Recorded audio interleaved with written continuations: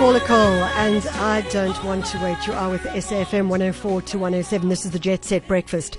Don't forget you've got Shadow Twala and the World Stage up after 10 o'clock. Always a great selection of music, and she'll be joining us from Cape Town. So listen up for that one. On the line with us, we have Shafinaaz Hassim. She is the author of a book called The Economics of Love and Happiness. And I'm thinking a lot about books at the moment because it's in this time of I suppose, isolation, that we can spend quite a bit of time reading the books that we haven't read that are sitting in our bookshelves and have sat there for a while. And it seems to be a time to start to think about also authors in South Africa as well. Shafinaaz Hassim is a sociologist and an author based in South Africa, and she writes both fiction and non-fiction. Shafinaaz, thank you so much for joining us. Okay, we just seem to have dropped the line, but nevertheless, we will get her back on the line. She is also, as I mentioned, a sociologist, and so a lot of her research focuses on the narrative between personal and political and fiction and non-fiction. Shafinaaz, thank you so much for joining us. Great to be on your show, Michelle. I look forward to the chat. We had a wonderful conversation recently, and I got so excited about it. I was like, no, we've got to get you on the air and expand the conversation out. And before we do that about the book itself, The Economics of Love and Happiness, I understand that you have gone home to Polokwane to, I suppose, lock down with your family. Well, sort of a personal choice to sort of physically isolate, with my parents. I do it quite often as a writer. It's a great space for writing. The weather's always amazing. But I think it's more a sort of civic and personal and social duty at the moment, a moral duty in a sense, seeing as what we're faced with. The numbers may seem small, but I think we can all do a little bit to just stay home, take care of ourselves and our families, and do the greater good of not infecting or being infected. So if we talk to the book that you've written, I suppose if I was going to describe it, and this is what I have said to you before, is that this could be a love story or not, set in the Johannesburg landscape, which addresses issues of human trafficking and a city that has changed dramatically over the years. Now, as someone who's lived in Johannesburg for many years, and although it's not the place I was brought up in, there's a tenderness in the way you address the city. You look at the harsh kind of corners and angles and edges of our city, but you've also managed to identify I suppose one could say, the personality of the city as well.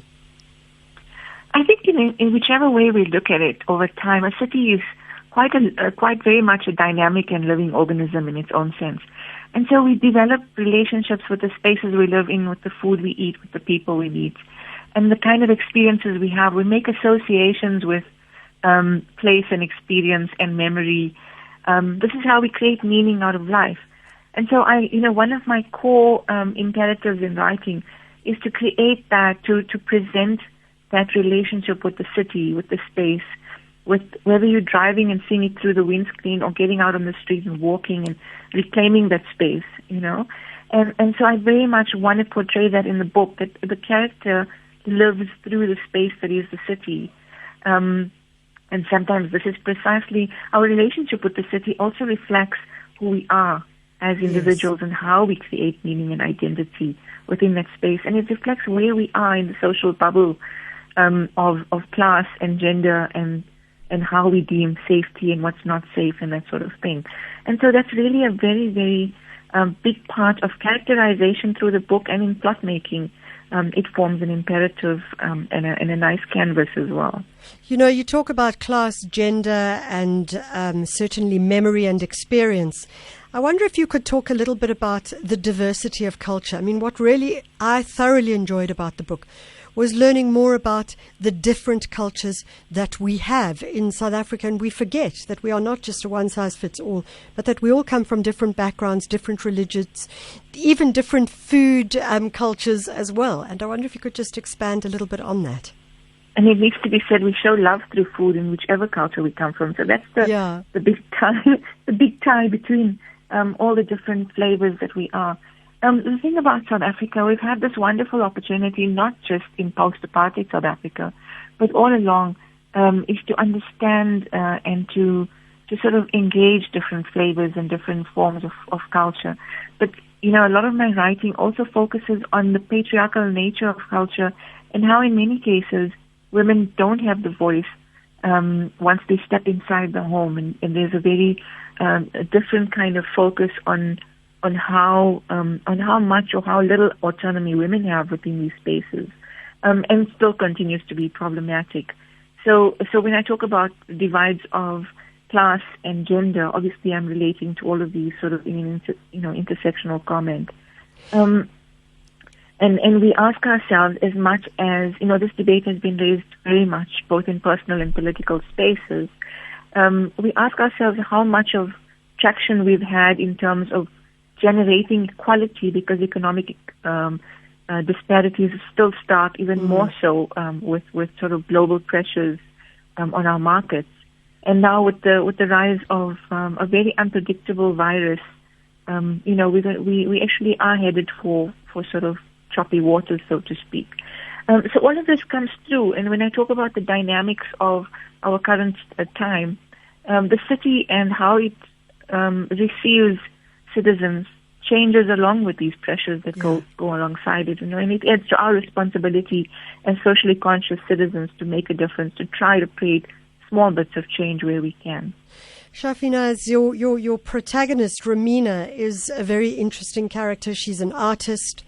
She falls in love with a journalist who is investigating the trafficking of human trafficking. And I wondered how much of your own personality you imbued into the character of Romina. Romina is not, in a personality sense, not at all like me. And so it was a very interesting challenge to be able to put myself in the shoes of my character and figure out how she would react, or her life circumstances are very different.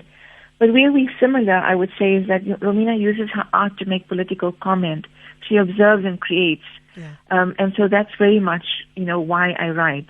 I observe and I create, and I try to engage and form a conversation, or invite my readers to the ongoing conversations about what happens both around us, in our histories, and through us very much, because we are processing all the time and adding to making history all the time. And whether we realize it or not, we have this form of impact from all forms. So it's very much, as a writer, wanting to empathize with your character and get into their shoes and actually figure out what it is that makes them tick in order to authenticate that character for your reader. You sort of form a social contract with the reader to say, how authentic is the material, even if it's fiction, even if it's meant to be entertaining. And I think a reader can definitely pick up on that. Give us a taste. I did ask you if you could perhaps read a short paragraph for us, just to give a taste of your style of writing as well. So I chose a piece from chapter 6. So it's not Romina as such. As you know, there's a lot of characters in this book, and she's observing people and women's relationships with their families all around her. And this couple happened to live in the building that Romina's aunt lives in. So she visits and she observes what happens in their life. His lips usually tasted of hot tea, the smell of betel leaves and tobacco overriding his breath, leaving a permanent red mark on his tongue.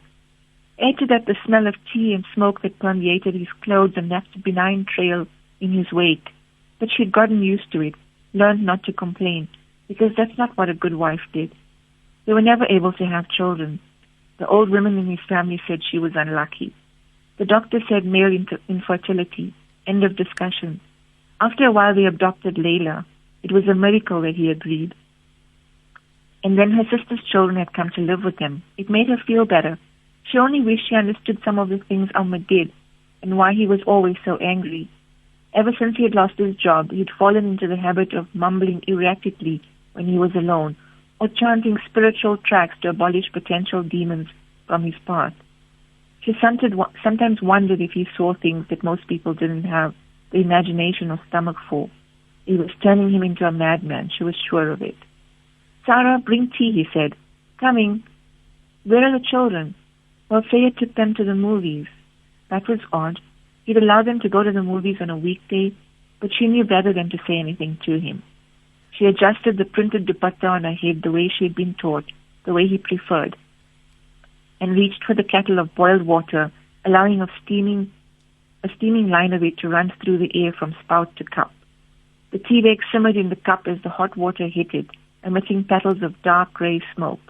The aroma of the Lipton permeated her nostrils. Next, she spooned condensed milk into the cup until the tea had altered to a golden brown. This was how he liked his tea, gold and sweet, just like the skin on her arms. His eyes sometimes betrayed the sweetness of his words. You know, I'm listening to this, and one of the things I'm thinking about, Shafinaaz, is that this particular story that you've just been reading now, which is part of the bigger narrative, has a pretty shocking ending. And I don't want to, break down the story, and I feel like I have to say spoiler alert. But likewise, in the way that you end this book, I mean, I say a love story or not, because the way that you end it is there's a side of you that brings in some really, really, I mean, hardcore is not the right word to use, but like perhaps they are just really hardcore approaches and images and stories, both in the ending of the book and in that particular story that you were reading. So, I think life, if we're paying attention, can be quite harsh in its own realities that reveal itself over time. And so we think when we're writing fiction that, yes, it's entertaining, it's a story that people want to enjoy, and very much so because there's a love story that develops, there's a lot of realizations that the couple make. And there's older couples and couples around her that she's noticing and making note of. But in this particular couple, there's this disappointment, there's this kind of power dynamic that plays off where she's sort of providing and he's at home not working, and he feels that it's problematic. And so he tries to hurt her, obviously. But, so it was difficult to decide how much of that chapter to actually read. But at the same time, these are the realities of human psychology and how we damage men and women in our societies to behave and to be expected to behave in certain ways. And that speaks to how the story ends. Because in my previous novel, Sophia, as well, people said, but they didn't get, I think the reader should decide how it ends, really. And that's why I write the endings the way I do, because it still leaves a sort of thought in your head of whether there's a resolution for this couple or not in some way. Because they dealt with such a sort of a big dilemma, really. It's a moral dilemma in a sense. And what do you think they should do? And I leave that to my reader. So you are left with this feeling like, I really enjoyed this book, or I really didn't enjoy this book. But that ending kind of stays. Whether you like it or not, the ending stays. And I think ending stays with you. It makes you think. For many women, I think that when they read the end of the book, they really actually will get, and the paragraph that you read earlier, they will actually get a sense of how you position yourself, what your questions are around patriarchy, what your questions are around gender and gender-based violence and that kind of thing. And yet, as tough as those moments are, there are some other moments which really are completely, there's love, there's empathy, there's personal engagement, there's smell, there's taste, and there's much, much more. Shafinaaz, I'm worried that we're going to run out of time, and I know that we will. The Economics of Love and Happiness. It's the title of your book, and it's an interesting title in its own right. So my stories are very strong on family and family ties and how we relate to each other in not just blood family ties, but the connections that we make over time. And so marrying that with the idea that, I'm talking about a crime, it is crime fiction. I'm talking about human trafficking, which does affect us as society, especially after the World Cup. The cost of love and happiness, we put a price to how we package love and we package happiness and we package how we engage ourselves through society. Women's bodies, black bodies, this is how prices are put to us as commodities on the market. And these are the comments I make through this novel to say, Why does this happen? How are they raids in the middle of Joburg city center and people just taken off into, for interrogation based on a paper or some form of identification? Yeah. There's things like that happen, and scenes like that actually tease out in the novel to get people thinking that, is this really okay? Can this really happen? On one end of Johannesburg, perfect, very sterile suburban life, uninterrupted. And on the other end, a very, very different dynamic, and the lack of safety in many cases from whichever eyes you look at it. So these are the comments and questions that I bring out beyond what would be data analysis, from my normal work life. And I think that fiction is such an amazing, challenging, and brilliant vehicle to be able to access a greater audience and to bring these conversations into the public domain. Shafinaaz, thank you so much for joining us. That's Shafinaaz Hassim. She is an author, a poet, sociologist, and her book, which I just mentioned now, The Economics of Love and Happiness, is available in bookstores. I have to say, it's a great read. And if you're interested in reading about Johannesburg, there's something quite valuable in it. I mean, I almost felt like, and this is what I was saying to Shafinaaz in my last conversation with her, is I felt like we should have book tours, like as in book tourism, so that we can follow the route that the protagonists of the books or of the novels follow, particularly in our own country as well. I think it's hugely valuable. And read. Now's the time that we're able to do it.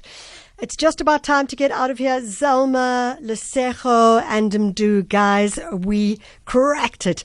It's 10 o'clock, which means it's no longer good morning. It is now goodbye.